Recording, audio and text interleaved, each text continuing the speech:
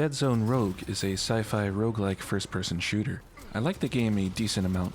I think it's worth the $25 price tag. It's definitely not a horrible piece of trash, but it's not that good either.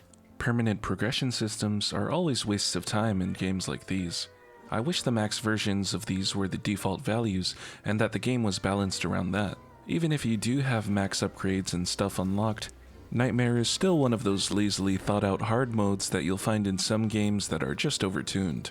You enter each room in stealth mode to ambush the enemies in what spot you think the most advantageous position is. Enemies will only aggro if they have a clear line of sight on you, so this combined with the stealth mechanic means that you can technically tactically clear rooms SWAT style, taking on each enemy one by one, which is kinda cool. But on Nightmare, that tactic stops working after several rooms, since there are so many patrolling enemies that will aggro onto you moments after exiting out of stealth mode, because they either fire so many no-clipping projectiles or do bonkers melee damage that force you to run out of your advantageous spot, immediately aggroing every other enemy in the room. This might be good because it forces you to actually engage with danger head-on instead of cheesing every encounter from a safe corner. But unfortunately, this makes the game fall into the same trap a lot of twin-stick shooters do, because most encounters can be resolved by circling the arena clockwise or counterclockwise, since there will be too much stuff coming at you from every angle to dig your feet into one or two spots. Other genres with top-down or side-scrolling perspectives handle this type of shit way better because the camera allows you to see where all the projectiles are at any given moment, allowing for precise micro-dodging and baiting out bullets to secure a path through the chaos. Even if it's super tough to dodge all the insane bullet patterns, at least it's fair because these games don't throw bullshit at you off-screen out of nowhere. In contrast, it can feel overwhelming when Dead Zone Rogue spawns 10 enemies behind you, or when you're forced to deal with attacks you can't reasonably anticipate. Even in Ultra Nightmare mode in Medieval Doom, disappointing as the parry system in it was, it handles enemy projectile spam much better because it gives you the speed and the tools to deal with said projectiles. Normally I'm a fan of the restriction of movesets because it forces players to dodge and deal with obstacles carefully. And there is some satisfying challenge to be had from a first-person view's limited perspective by carefully managing enemies in your blind spots and predicting which way enemies and projectiles are going to come from next. See Vampire Hunters, a survivor-like FPS that does this pretty well because many enemy types are slow and can be herded in such a way where you can create a clear path for yourself out of a tough spot, Snake Game style. But with the way Dead Zone Rogue does this kind of thing on Nightmare mode, it doesn't always feel fair since you die in just a handful of hits from enemies that you can't even see, and it really feels like the devs balanced Nightmare around co-op play. Expert mode seems like the most fairly balanced one for solo play if you have all the permanent progression stuff unlocked. Additionally, enemy types, while decently varied, don't really interact or synergize with each other as well as I would have liked. There are support enemies which spawn, shield, obscure, and heal other enemies, but that's about as far as that synergy goes. Simply killing these support enemies at the beginning of encounters will get rid of the challenge they impose entirely. With the exception of a couple enemies that run in zigzags, dodge roll, or teleport, most enemies either run in straight lines towards you or just kinda stand there if they have a line of sight at you, and don't really react all that much to any of your attacks, unless you have some kind of crowd control perk or element. This means that they're more aggressive since they don't waste precious DPS time dodging or anything, but it also means that they feel less like enemies and more like soulless lines of code, which I guess is more fitting since they're contextualized as robots, but it's also, less interesting. Despite having the word rogue in its title, the roguelike elements aren't as robust as I had hoped. There's no branching paths, nor are there various boss types. You still fight the same bosses in the same arena every single time with no variation. Aside from the handful of fixed arenas that feel handmade, the filler ones, which make up the majority of arenas, lack depth and verticality, so the rooms just end up feeling like slightly modified versions of single-floor cubes. Element types are really just variations of the same thing, big AoE damage or crowd control. Although there is a surprising amount of build variety doesn't really mean much when all builds lead to a bursty guy or a stunny guy. All of these flaws here kinda leaks into decision making because making decisions don't really matter all that much in the grand scheme of things. Even on the highest difficulties, you don't have to think that hard about the consequences of your build, since almost every perk has clear synergy with others, or just have bonkers upgrades that you automatically choose every time since they're so good. There are special synergies only obtainable if you have specific combinations of perks or skills or whatever, which thankfully adds a little nuance, encouraging you to stop and think whether you should choose the obvious choice or go with the delayed gratification route. But I don't feel like these synergies are worth specifically going for unless all other choices suck ass, because the basic stuff the game presents to you are really good most of the time. Compare that to something like my golden standard of roguelikes. Slay the Spire, we're on Ascension 20, each decision, both big and small, really matters. Because it's just a card game, it doesn't concern itself or have to deal with the challenges that come with a 3D action game. But that doesn't mean it's easy. In fact, it's really fucking hard. Despite having unlocked Ascension 20 on each character and putting almost 2k hours into it, I've only had heart kills in like the double digits. This is because each decision you make has a consequence, even if they aren't immediately apparent at first. There's the small stuff like spending energy to draw, block instead of attack, which may result in you losing slightly less resources than you would have just going ham, which can and will definitely end up saving your run later down the line. And then there's the big stuff, like choosing card rewards in accordance to which boss or elites you may or may not encounter. Choosing seemingly garbage rewards that don't synergize well with your deck might be a better decision than choosing the super obvious choice, because you can't brute force some of the bosses or elites who are capable of punishing certain types of decks.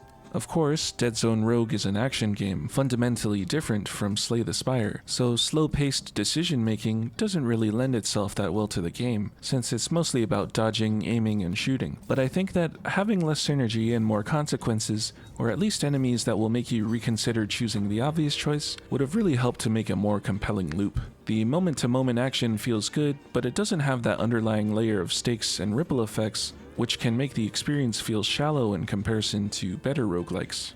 The addition of exotic weapons feels like it should help to add more nuanced decision making, but the way they're designed mostly just encourages you to go all in on the glass cannon-y type of stuff, making them do the opposite of what I wanted them to do. In addition to all of this, the game, while not on the same level of Todd's Gamebryo level of bugginess, still has some detrimental bugs. In single player it doesn't seem too bad, but I've lost several nightmare runs in multiplayer due to either the next room not loading, or the game just outright crashing for whatever reason, which can feel super disheartening if you have a really strong build and good teammates.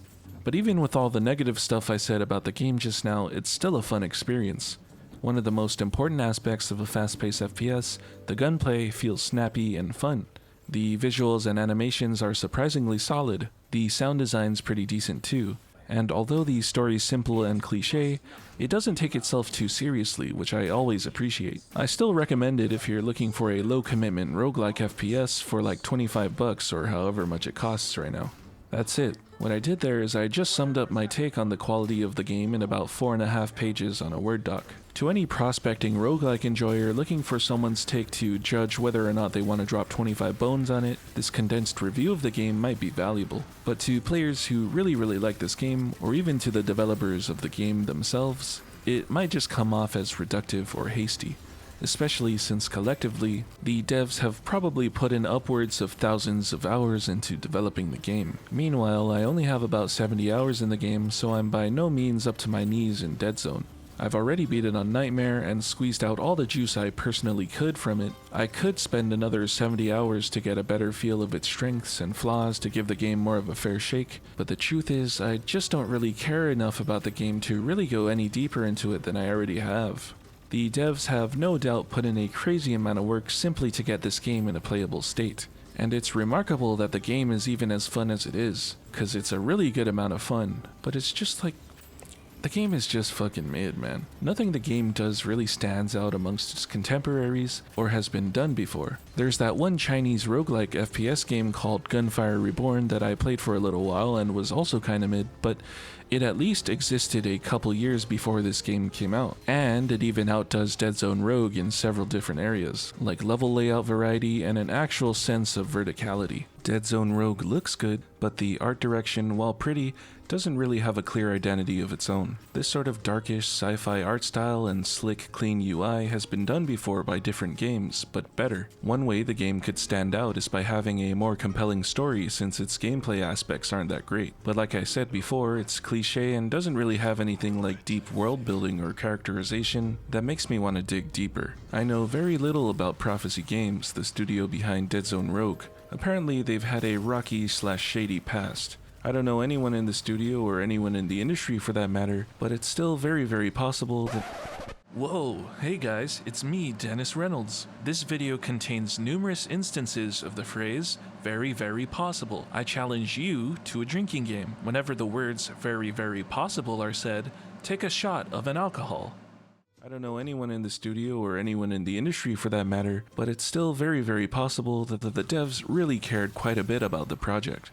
It really doesn't come off as a soulish cash grab, to me at least. I have kind of an outsider's perspective on the studio, so I could be wrong. I wish it were the case that the more passion and time someone puts into a project, the better it will turn out once completed. I wish things were that simple and black and white. It would make navigating this worthless, miserable masquerade we call life, and making all the tough decisions that come with it so much easier to do. Sadly, that just isn't the case. You could have 10 times the amount of passion I have for video games and pour years and years of your life into making one, but that doesn't automatically mean your game will be goated. Halo Infinite took 6 years to come out, the longest any mainline Halo game has ever been in the development cycle. Of course, much of the development time was due to it being in development/mismanagement hell, and the quality of the game clearly suffered for it. But the return to a somewhat more classic-looking art style seemed promising. Removing the Spartan abilities and the revisiting of equipment gave me a chub. And distancing themselves from the story in Halo 5, if you could even call it a story, and returning towards a more grounded and simple one made me rock hard. It seemed like 343 was finally going to release a banger. Unfortunately, it didn't turn out that way. The open world is poorly thought out padding, just like every game that open world is featured in. And the linear quote-unquote legacy levels are 10 times more engaging than anything out in the open world. The story was disappointing. While the weapon and the pilot were both such nice breaths of fresh, crisp air in comparison to 343's previous titles, is everyone trying to kill you? It kinda seems like it. it still was a nothing burger sequel-baiting piece of shit. The new God of War style one-shot type of cinematography in the cutscenes was a misjudgment, as it doesn't do anything to further enhance the storytelling. The more traditional static shots used in previous Halo games somehow felt more dynamic and natural. There are a shit ton of other gameplay and non-gameplay related problems that I can go over too, but that would take its own video. Thankfully, they walked back many of the changes I disliked about their previous Halo games. However, that walking back came with its own set of issues. Misguided as all of these creative decisions were, it seems like they were made out of a place of sincerity. You could tell that they genuinely cared enough about Halo to misunderstand and make those shitty changes in the first place. Care might not be the right word here though, because you could argue that they didn't care enough about Halo to make those changes in the first place. Does that mean that Halo Infinite was a great game? No, it was kinda mid, no matter how much the devs quote-unquote cared about Halo. 343 was under a ton of pressure because people, including me, were wanting something truly good from them at last. Sometimes pressure makes diamonds, but in this case, the pressure just shat out an unremarkable game. This kind of stuff isn't exclusive to video games. You might have heard of the movie Boyhood. It also took like 12 years to make, but for a more clear reason. It used the same actor throughout the movie so the audience could literally watch this kid grow up on screen. It's clear that the director put a good chunk of his heart into the movie. Does that mean the movie's good? No, it turned out to be kinda shitty. See the internet's favorite elderly men's take on it. Boyhood! Passion and love does not automatically equate to good execution. It's even possible for a soulless anti-consumer publisher like EA to fund a studio and give them super tight crunchy deadlines, but also produce a much more memorable product than half the games on the market at any given date. Hundreds of shows are released on Netflix every year, but only a handful of them really break through the cultural noise. Games are just like that. Out of the thousands released annually, most fade into obscurity, while only a rare few manage to stand out as genuine outliers. The vast majority of games that have come out and continue to come out on any platform are each just mid, unremarkable, uninspired, and derivative games, just like Dead Zone Rogue. I have no doubt that a huge percentage of the people behind these projects care deeply and have put a ton of work into their games. Sadly, the end result of most of these things are just a middling product. Does this mean that these mid games are unenjoyable? No, of course not. But they're not the kinds of games that anyone's gonna remember 5 years from now, let alone talk about in reverent tones a decade later. For every Dark Souls, there are like a dozen Lords of the Fallens. For every Minecraft, there's a dozen block building or other survival slop games that no one gives a shit about. The outliers become the legends and push the medium forward, but the rest are just sort of forgotten. All of this is well and good. It's probably close to common knowledge that most things ever made are just average. Not everything can be a top-tier masterpiece, but where things get interesting is when subjectivity is thrown into the mix. My favorite game ever made is Dark Souls 1. I cannot put into words the blazing white-hot impression this game left on me when I first played it in high school. As good of a game I think it is though, it's very, very flawed, especially in the latter half in all its unfinished glory. This is gonna sound pretentious, but I think it's more of a transcendent experience than it is a solid video game. The slow, weighty attack animations and the deliberate healing system aren't all that satisfying in comparison to games that have a much bigger focus on action combat, but it helps to ground things and adds to the feeling that you're just a random nobody in a tragic, empty, and decaying world, taking on beings that are way past their prime, who clutch on to what little power over things they have left. I like Dark Souls 1 and I like it a lot. I think it's a one-of-a-kind fantastic experience. However, I 100% guarantee you that there's a huge number of people out there who think that Dark Souls 1 is mid, just like how I think Dead Zone Rogue is mid. And then on the other hand, Elden Ring, a successor to the Souls franchise, is highly regarded as one of the best games of all time. And yet, while I don't hate the game, I actually like it quite a bit. I am one of those contrarian assholes that try to detract from Elden Ring, even though millions of people out there genuinely love it and think it's the best shit ever. If we're thinking of products in creative industries and people's perception of those things, there isn't really such a thing as objectively good or bad, just strengths and weaknesses. What one person might praise as a masterpiece, another person could call mid or hot garbage, and vice versa. And this kind of thing actually applies to a surprising number of other things in real life. There are some things that are just flat out bad or evil. Things like murder are super horrible acts a person can commit. But in war, it's legal for the government to draft a bunch of stupid kids and train them to literally end the lives of a bunch of other stupid kids, just as long as it complies with the international humanitarian law. If you're a soldier, and if your view on killing other people is that it's objectively bad and it should never be done, even in wartime, you are essentially a hindrance to the rest of your squad. The worst kind of hindrance in the worst kind of environment, where one guy weighing down the rest of the team can get everyone killed. If you're a really extraordinary son of a bitch, you can even convince your peers and higher-ups to let you go onto the battlefield without a weapon, a la Desmond Doss. But that is the exception rather than the norm. Normally, if I read on the newspaper that some guy murdered some other guy, I'd click my tongue, shake my fist, and say, what has the world come to?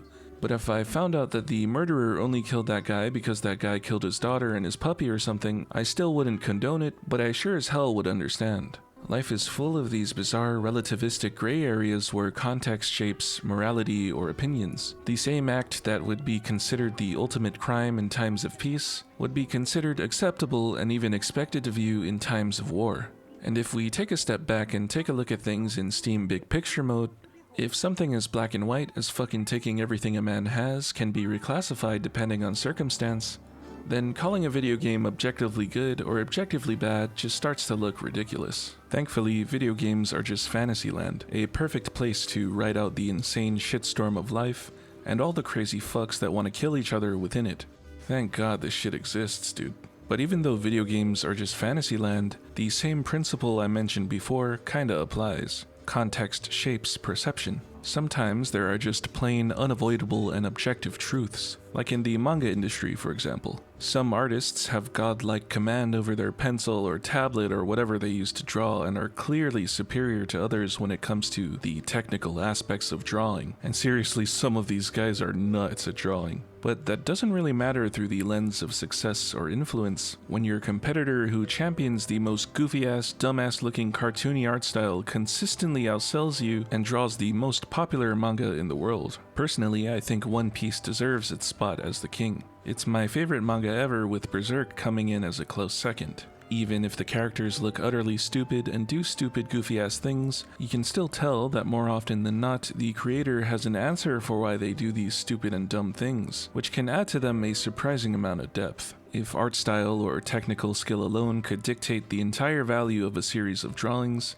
then these ugly-ass cartoon faces would have sunk the ship before it even set sail. Because what actually matters is how much a work resonates with people, regardless of whether or not it looks conventionally attractive. Even if a work of art is perfectly competent or technically flawless, it still is possible that it could sink into Davy Jones' locker without anyone even noticing.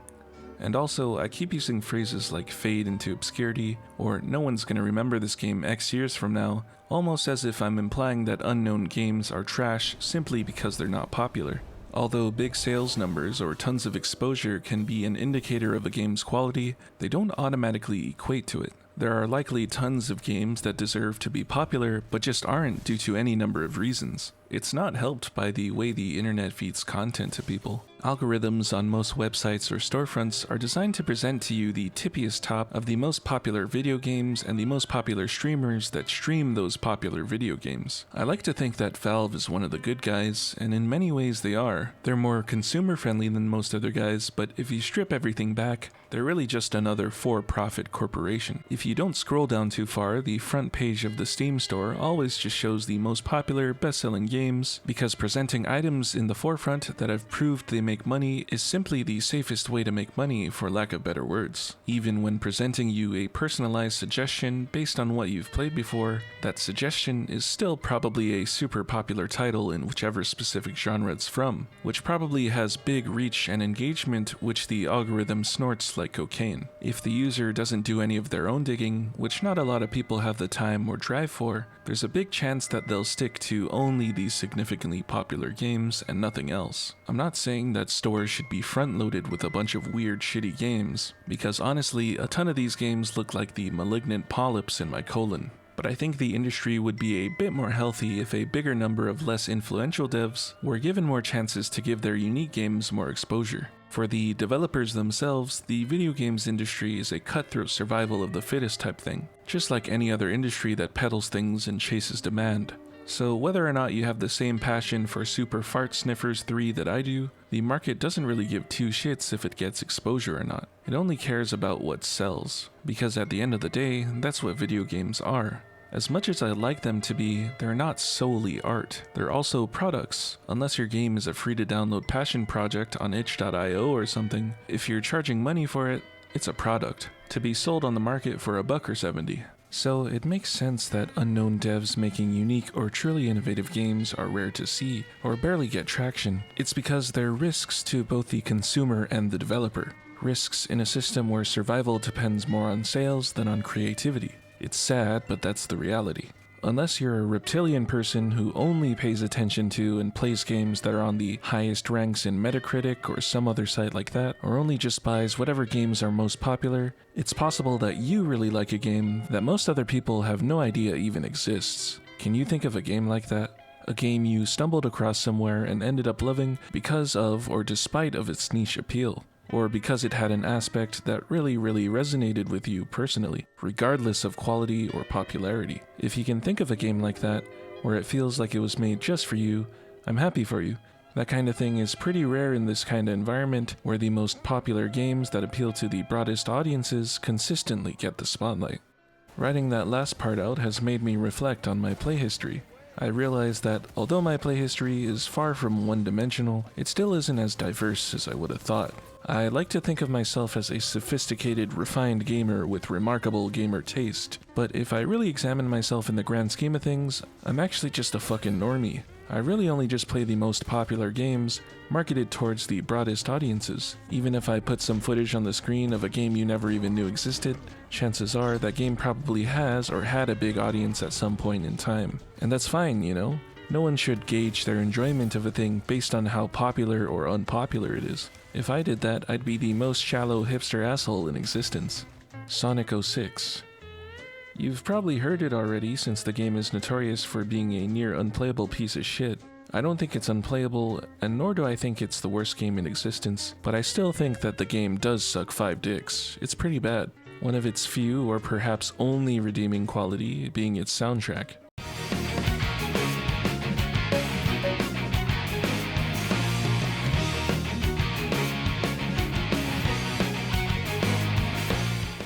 I booted it up very recently to get some footage and ended up stopping after like an hour because I just didn't like it. That's why it might come as a surprise to hear that I actually played it quite a bit in the past, as I can remember beating each of the campaigns at the very least. If you're wondering why I would subject myself to such torture, it's because I was a kid when I played it, so I was much more willing to put up with garbage than I'm willing now. Before I outgrew the franchise, I was a big Sonic fan, and I used to really like the edgy art style, and before that, the really simple and aesthetically pleasing look of the Sonic CD era. I'm not sure why I just don't like Sonic that much anymore. It could be the case that I just grew out of it, but I think there's a little more nuance to it. As a kid, I didn't really have an opinion of Sonic 06. I just knew that it was buggy and glitchy a lot of the time. I also know that I just liked the idea of playing the game, because it was a brand new Sonic title on a cool modern console like the 360. Like most kids, I didn't really have such high standards and didn't need a lot from a game to have fun. Where I live, technology tends to arrive like a year or more after it's already caught on in the mainland US. The infrastructure for broadband DSL internet was only just beginning to take hold. So at the time of my playthroughs of Sonic 06, I basically just had dial-up, the type that made this sound. The type that would snipe your web surfing session if someone called your landline, or even if someone so much as picked the phone up off of the wall. So as a result, I didn't go on the internet often, or at least not as often as I do now. This means that I didn't hear about all the discourse surrounding the game until later. It's very, very possible that because I didn't hear anyone criticize Sonic 06 for being such a huge piece of shit, that I would have just thought Sonic 06 was a fun game. Later on, as I began to use the internet more, I saw more and more criticism of Sonic 06 and criticism on the direction the franchise was taking. People really didn't like it. So I jumped on the bandwagon and started not buying the newest Sonic game, and then just not buying them altogether. It's very, very possible that if I didn't see all the criticism, White Sonic, White Sonic, White Sonic, White Sonic, White Sonic, White Sonic!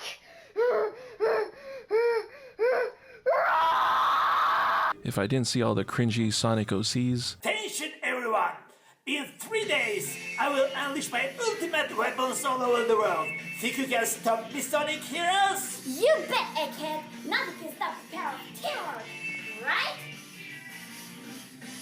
or all of the strange sex pervert art, I wouldn't have distanced myself so far apart from the franchise and its community. I can't help but think that this speaks to my character, specifically about how shallow I can be. Drifting apart from a franchise I once loved just because other people were shitting all over the 3D Sonic games seems very superficial of me, and admittedly it is superficial of me to do such a thing. I simply could have just enjoyed the games for what they were, flaws and all. Instead, I let myself get swept up in the crowd, as if I needed other people's approval to validate what I liked. I think it does go to show how easy it is for me to get too concerned with appearances instead of just being honest about what actually brings me joy. Maybe you can think of some instances in your life where things or people you know have drifted apart from you, either from their own doing or from your own doing, or due to negative reception revolving around you or them. I know I can think of some stuff like that. It's sad, but it happens to the best of us. That's why I've tried to make it a point more recently to bask in things that I enjoy, regardless of whether it's negatively perceived or not. It's part of why I still play games that get a lot of shit for being mid or worse. I know this means I'll get shit for it too, but it doesn't matter because I enjoy it, and life's way too short to be getting caught up in what other people think. You know, if a game is coming under constant fire from high-level players or longtime veterans, it probably means that in most cases it's deserved. But that doesn't automatically mean that you need to stop playing it, especially if you still enjoy it.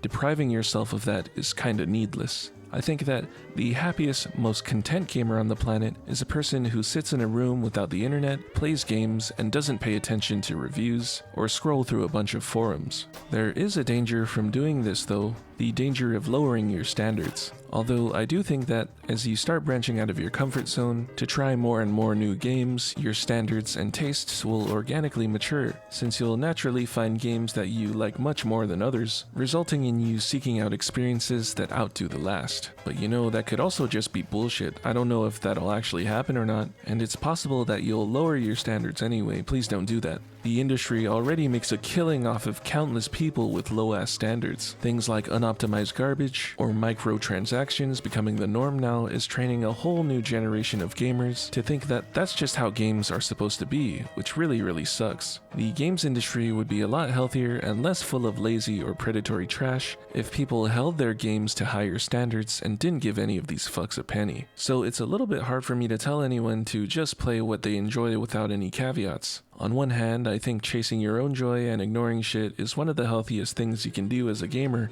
or as a person really, but on the other hand, if no one ever voices criticism or withholds their money in protest of garbage, the industry will just keep coasting on mediocrity, and companies will continue to get away with feeding us the same trash over and over. There's a sense of ambivalence that I feel with this whole thingy-mabob here, balancing enjoyment with these standards that I want to uphold. I really hate certain AAA design trends like Ubisoft-style open worlds, for example, and yet sometimes I still boot up a game that has them because in the moment it gives me something that I want. This could mean that I'm just a spineless sellout piece of shit, but I think it also shows that enjoyment and judgment run on different tracks. I, at the very least, live in this valley a lot of the time. Part of me wants the industry to do better, and part of me just wants to shoot things and feel the recoil. Taste is just messy, which is part of what makes it so interesting. It's not really a sort of clean measurement or metric that you can chart on an Excel sheet or something. And that's why I thought Dead Zone Rogue might be a good starting point for this topic. I think it's mid, and I can list 100 flaws, but still recommend it to the right person somewhere in the world.